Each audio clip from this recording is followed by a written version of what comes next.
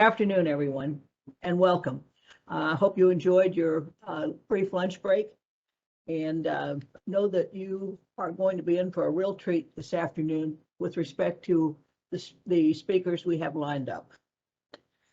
I'm excited to hear these speakers. They are an outstanding mix of unique players in the energy arena and beyond.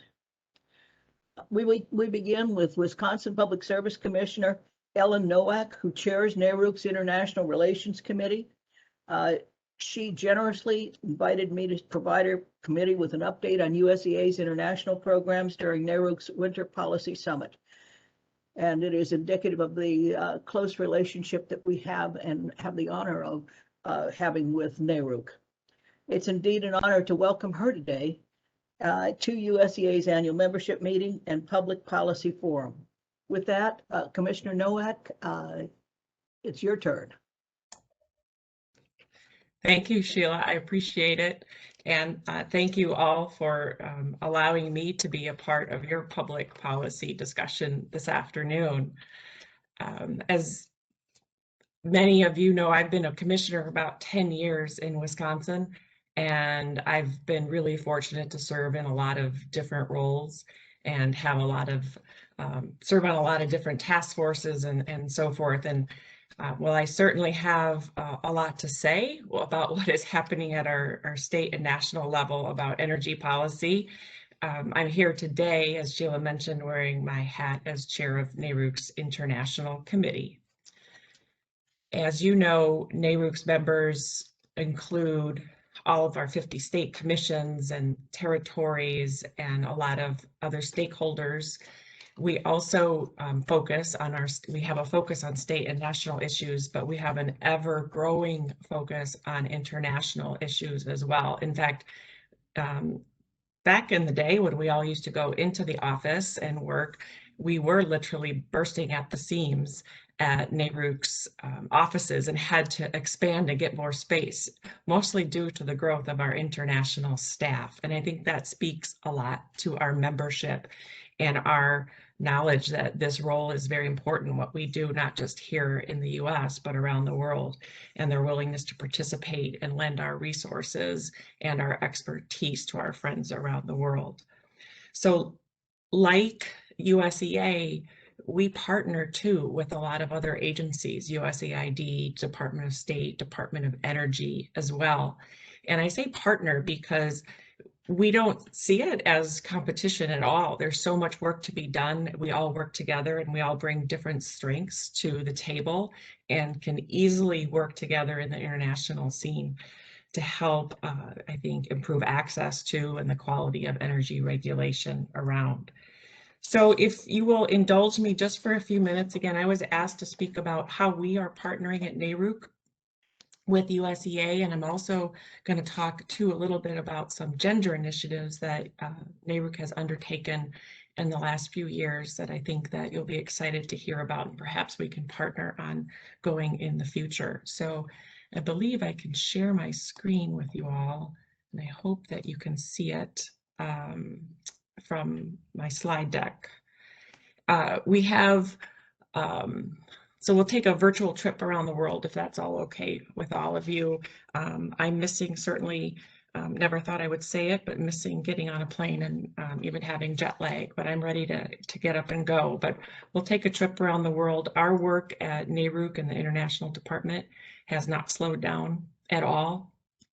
We've just adapted. It's meant some really early morning conferences and a lot of coffee sometimes for my 4:30 a.m. Conference presentations, but we've adapted and found a way to get it done. So our first stop is in the Europe and Eurasia area, where we're focusing on the topic of cybersecurity. And here we are partnering with USEA, your Energy and Technology Governance Program. This is, to me, an incredibly important topic that we're going to have to always continue to work on with our partners around the world. This is one topic that we're never going to be able to say mission accomplished, because there's something happening every hour in the cybersecurity arena where we have to continually work and strengthen our resilience with that, but also help our partners around the world do the same. Staying in Europe and Eurasia, again, working with USAID and collaborating here with USEA on the market initiative, really hoping and trying to bring some more transparency and independence into some markets, and talking about competition and what do wholesale markets do. We're talking about that with some of our friends in the Europe and Eurasia area with, again, USAID and USEA. Moving over to Central Asia, and this is one I've also started to participate in as well. This was launched last year.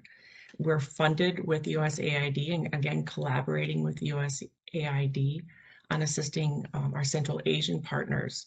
A lot of similar topics that we're doing in the Europe and Eurasia area, bolstering energy security and promoting investment there as well.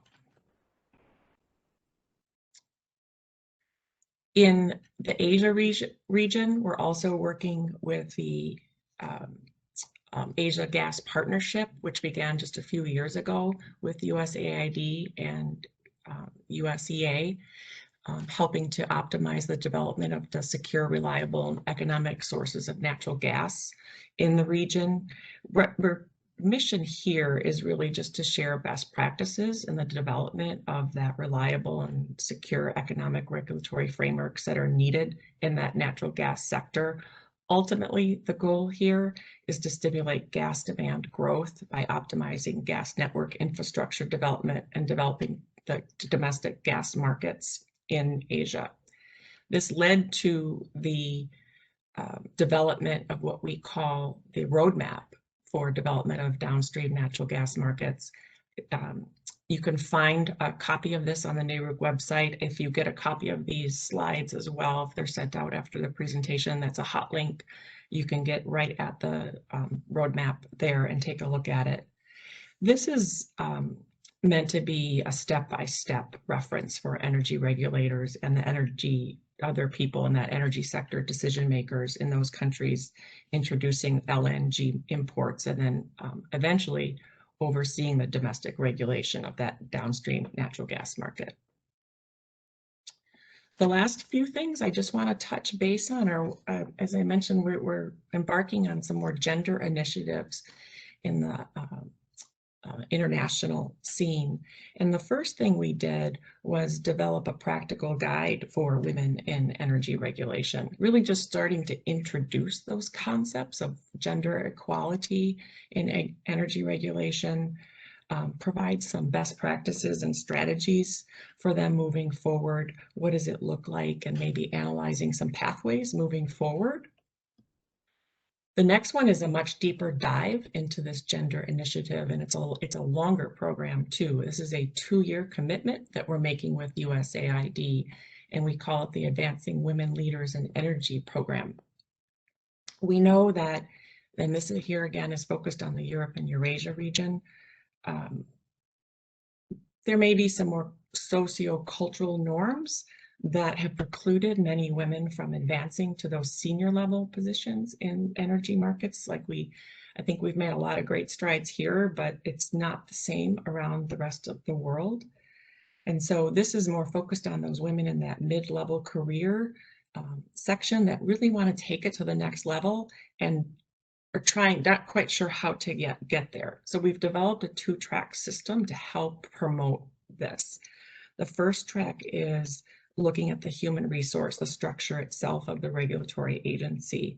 And we have a consultant that's helping us work with those human resource departments in the regulatory agencies themselves and assessing their current hiring practices, looking at promotion practices, and then also implementing anti-discriminatory practices, also providing some gender awareness training.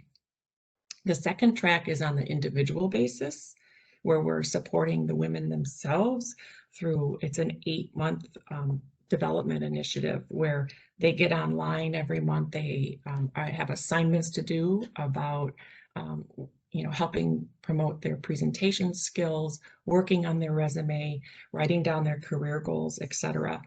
Again, that's an 8-month process. Each one of those women that is involved in that program is paired with a female regulator from the United States I am paired with a woman from Bosnia. I talk to her at least once a month. I also review any of the materials that she has to turn in for this program. We talk about her career goals, and she asks me questions about how I've made some accomplishments in my life. And really, I hope to meet her someday as we continue through this journey.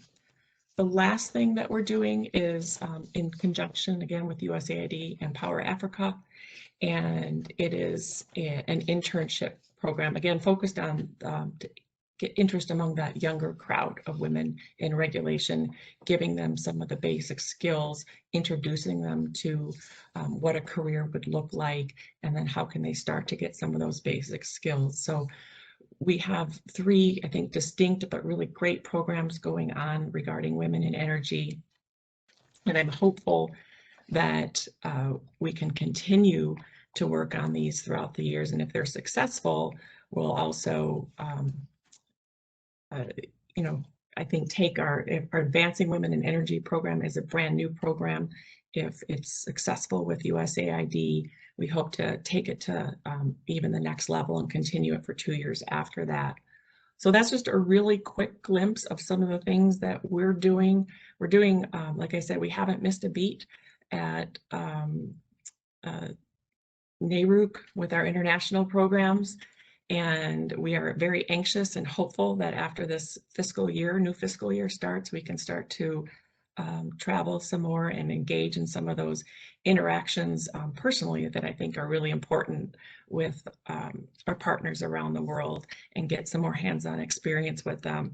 We're excited. I'm so grateful for the work that we can collaborate with USEA.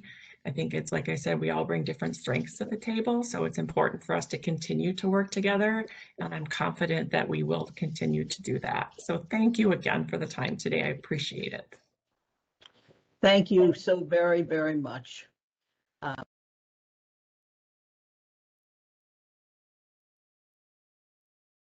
How has this impacted your work in Wisconsin? I mean, what have you taken back in and incorporated into your life as a commissioner in Wisconsin? Are you learning from the women that you work with abroad, or that impacts your view of the world back in Wisconsin? It is. It's interesting because I, you know, as you're giving information to some of the others, you're checking with yourself, are we really doing this ourselves? It's kind of a self-assessment tool as well. And so I bring that back, and it does make you a little more self-aware of your own actions as you're teaching someone else some of that. And I also just personally have 3 nieces that are in the college age area, and I also want to help them. And so whether it's just the public speaking skills or working on the resume, or, you know, not letting personal,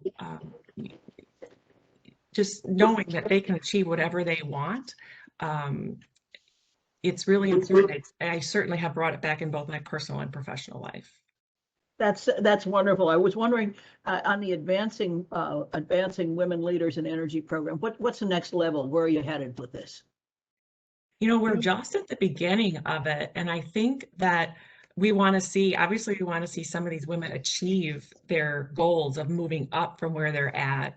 And I think I'm not quite sure what that next level is yet, because we've only had a couple online classes yet, and I think we're going to have to wait until we get the feedback and go through this round 1 and see. Obviously you do an assessment, where can we improve, and then what can we do next for some of these women, and hopefully again we can do some of these in person. And I think that's going to make a huge difference too, because not only can we, you know, discuss things about work, we can just talk about things culturally and understand more when we see them together too. So I think, you know, the next level is something we should have been doing or would have been doing, is getting together personally and getting to know them on a more personal basis as well. Thank you so much, Ellen. It's a pleasure. We look forward to working with you much more in the future. A real pleasure and a delight to hear you today, and looking forward to the future. Thanks so much. Thanks. Bye-bye. Bye.